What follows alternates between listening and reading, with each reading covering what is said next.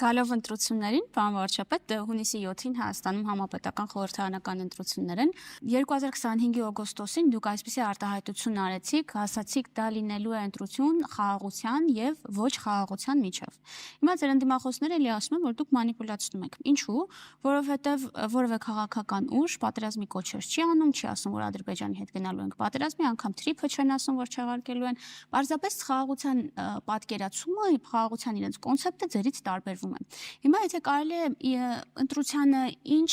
ծրագրով եւ այս առումով ինչ առաջարկով եք գնալու, որը տարբերվելու է ընդդիմությունից։ Գիտեք,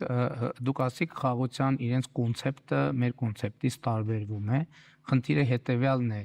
իրական խաղաղությունը կոնցեպտուալ խաղաղությամբ փոխարինելու կոնցեպտուալ չէ, իրենց ձեր իրականը իրենց է արժանապատիվ։ Ես էլի եմ ասում, մենք կարող ենք այսօր արդեն ցույց տալ, թե ինչ է խաղաղությունը։ Մենք հասկանում ենք, որ այդ խաղաղությունը իդեալական չի, բայց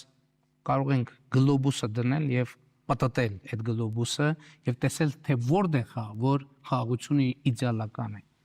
Ոչ միտեղ խաղաղությունը իդեալական չի, բայց այնտեղ որտեղ կա խաղաղություն, կա բարեկեցություն, կա ազատություն, կա երջանկություն։ Եվ ուրիշ բան եմ ուզում ասել։ Այս ընտրությունը իրականում այո,